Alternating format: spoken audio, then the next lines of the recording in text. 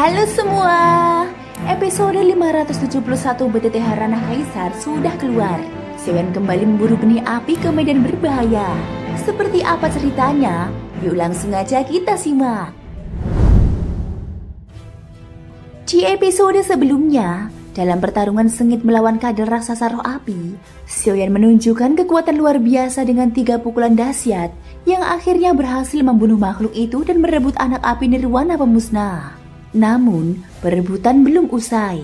Dua pihak kuat, Klan Jin dan King Wuya juga mengincar anak api tersebut. Saat keduanya mencoba mencuri api, Xiaoyan langsung melancarkan serangan jiwa dari Ranah Void, membuat kelima musuh ketakutan dan mundur. Ia pun berhasil menelan anak api kedua ke dalam tubuhnya. Dari sini, Xiaoyan menyadari bahwa api ini memiliki kekuatan dahsyat namun butuh waktu untuk dilepaskan. Dan kekuatan miliknya justru bisa menutupi kelemahan itu. Pada saat ini, Xiaoyan melesat secepat kilat menuju lokasi aura benih api terdekat. Di tempat itu, seekor ular kabut asap api sedang melarikan diri. Makhluk itu jauh lebih lincah dibandingkan kadal raksasa api roh. Bahkan saat diburu oleh 7 hingga 8 sosok kuat, ia masih mampu bertahan hidup. Namun, kelincahannya tetap kalah jika dibandingkan dengan Xiaoyan yang menguasai petir ekstrim. Kecepatan makhluk itu bahkan mampu menciptakan bayangan semu untuk mengelabui kekuatan jiwa Ranah Domain. Tapi tidak bisa menipu kekuatan dalam alam void seperti Xiaoyan. Asap tebal menyelimuti area itu. Xiaoyan menyelinap masuk tanpa menunggu reaksi para pengejar lainnya. Dalam sekejap, dia menghancurkan ular kabut asap itu secara brutal dan berhasil memperoleh satu lagi api pemusnah. Kini, terdapat 3 aliran api pemusnah di dalam tubuhnya. Semuanya disegel oleh kekuatan 7 sumber. Tiba-tiba, suara teriakan menggema dari langit, dipenuhi amarah dan rasa tidak terima. Sudah sangat lama kami memburunya. Siapa yang begitu tidak tahu aturan? Keluar! Namun, Xiaoyan telah menghilang, melesat menuju lokasi aura ketiga tanpa menoleh sedikit pun. Sambil bergerak cepat, dia menunduk menatap tubuhnya sendiri, memperhatikan aliran energi di dalamnya. Ini sangat aneh. Ketiga api pemusnah ini sepertinya tidak saling menyatu, seolah mereka berasal dari jenis yang berbeda. Saat mendekati lokasi berikutnya, pandangannya tiba-tiba tertuju kepada sosok lain. Hanya satu orang yang memburu makhluk api kali ini.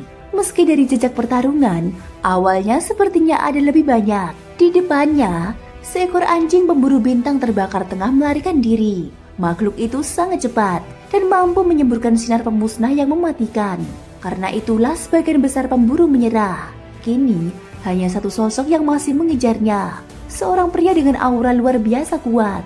Xiaoyan menyipitkan mata, mencoba mengenali wajah itu. Orang dari Klan Jin. Tubuh pria itu dilapisi kerak api tebal. Khas ciri Klan Jin. Kekuatannya bahkan jauh melebihi 2 anggota Klan Jin yang pernah ditemui Xiaoyan. Meski ia tetap berada pada tingkat ketiga. Yang mengejutkan, di dalam tubuhnya juga terdapat jantung api, namun bukan berasal dari dunia sensi. Xiaoyan mengepalkan tangan, pikirannya mulai tajam dan dingin. Jika bisa membunuhnya, mungkinkah aku bisa merebut sumber apinya? Tatapannya berubah dingin dan tajam. Mereka datang ke sensi untuk merebut sumber kekuatan. Kalau begitu, mengapa aku tidak boleh merebutnya dari mereka? Ini bukan invasi besar seperti di Taizu. Tapi jika mereka hendak membawa pergi kekuatan inti sensi, mereka layak dibunuh. Api biru gelap mulai menyelimuti tubuh pria dari Klan Jin itu. Berkat kekuatan api itu, ia bisa bertarung seimbang melawan anjing pemburu bintang terbakar. Namun, pertarungan tersebut tampaknya telah berlangsung lama. Anjing itu mulai melemah, sedangkan lawannya justru menunjukkan niat membunuh yang semakin kuat. Api biru meluap dari tubuhnya, membentuk telapak raksasa yang hendak mencengkeram api dari tubuh anjing itu. Makhluk itu mencoba melarikan diri, berbelok, dan mencari arah kabur. Namun di depannya tiba-tiba muncul sebuah tinju besar seperti meteor, menghantam keras dengan suara ledakan. Tidak ada tempat untuk bersembunyi. Meski cepat dan mematikan, pertahanan makhluk itu lemah. Dalam satu serangan, ia hancur menjadi abu, meninggalkan satu lagi api pemusnah. Pria dari Klan Jin terkejut dan langsung melesat maju untuk merebutnya. Namun, ia tidak secepat Xiaoyan.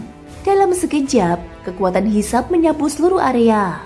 Api pemusnah itu langsung tersedot masuk ke dalam tubuh Xiaoyan. Pria dari klan Jin terdiam. Ia telah menunggu lama dan berjuang keras untuk membunuh makhluk itu.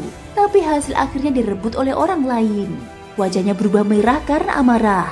Dia mengangkat tangan dan menghantamkan telapak raksasa yang dilapisi api biru gelap ke arah Xiaoyan.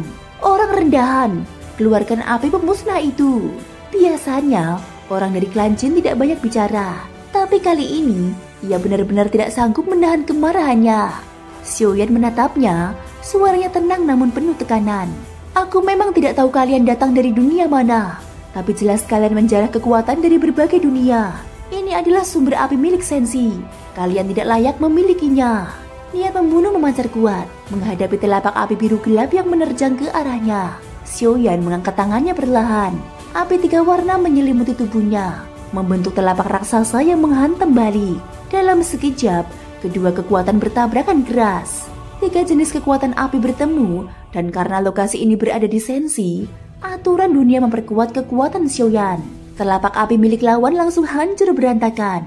Xiaoyan bersiap untuk menghabisinya. Namun tiba-tiba, sosok pria dari klan Jin itu menghilang begitu saja. Xiaoyan segera menyebarkan kekuatan jiwanya dari alam void. Selama aura musuh masih ada, seharusnya mustahil untuk melarikan diri. Anehnya, tidak ada satupun jejak terdeteksi. Seolah orang itu benar-benar menghilang dari dunia ini. Adegan ini membuat Xiaoyan mengerutkan kening. Klan Jin ini tidak sederhana, bahkan lebih misterius dari yang kuduga. Tanpa membalas serangan itu, musuh justru memilih melarikan diri. Padahal ia baru saja kehilangan api pemusnahnya. Tapi ia tahu benar bahwa kekuatan Xiaoyan berada di atas dirinya. Kini, Xiaoyan telah mengumpulkan 4 api pemusnah. Namun keempatnya tetap tidak menyatu. Apa sebenarnya fungsi dari semua ini? Rencana awalnya gagal. Xiaoyan ingin membunuh musuhnya dan menyelidiki ingatannya untuk mengetahui lebih jauh tentang tempat ini. Tapi kesempatan itu telah berlalu. Ia kembali menyebarkan kekuatan jiwanya ke seluruh padang tandus yang tak pernah padam. Beberapa saat kemudian, ia menemukan lokasi tempat berkumpulnya banyak aura kuat. Xiaoyan memperlambat langkah dan mendekat dengan hati-hati. Di ujung padang tandus itu membentang jurang raksasa yang dipenuhi lautan api menyala-nyala. Banyak sosok kuat melayang di tepinya. Namun tidak ada yang berani melangkah masuk. Sebuah prasasti batu berdiri kokoh di sisi jurang, bertuliskan lautan penyucian pembakar diri. Xiaoyan melangkah lebih dekat, tatapannya menyapu kerumunan, dan ia tertegun sejenak.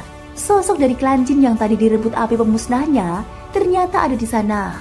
Kali ini, ia datang bersama belasan anggota suku Jin lainnya. Pria itu sempat melirik ke arah Xiaoyan, lalu segera berpaling seolah tidak melihatnya. Dari atmosfer yang terasa, sepertinya api pemusnah yang dikumpulkan memang akan digunakan di tempat ini. Aura kehancuran dari dalam jurang itu begitu mengerikan.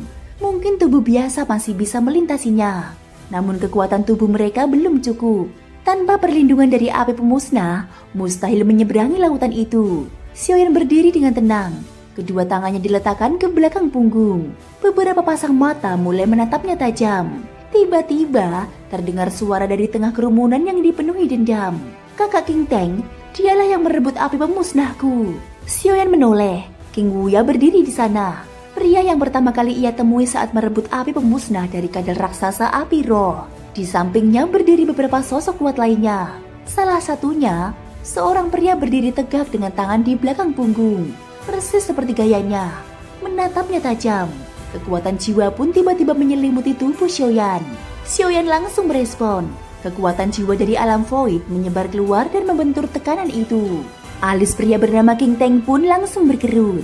Thank you guys sudah mendengarkan ceritaku di episode kali ini sampai akhir. Ikutin terus kelanjutan episode berikutnya ya. Semoga hari kalian menyenangkan. Sampai jumpa dan bye-bye.